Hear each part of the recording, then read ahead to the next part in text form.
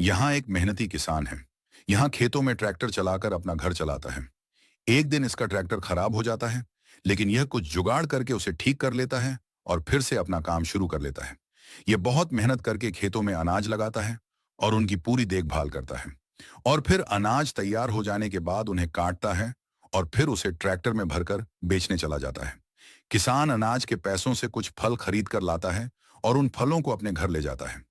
यहाँ देख पूरा परिवार खुश हो जाता है। पर किसान एक कोने में जाकर उदास हो जाता है, क्योंकि फिर किसी ने लाइक और सब्सक्राइब नहीं किया।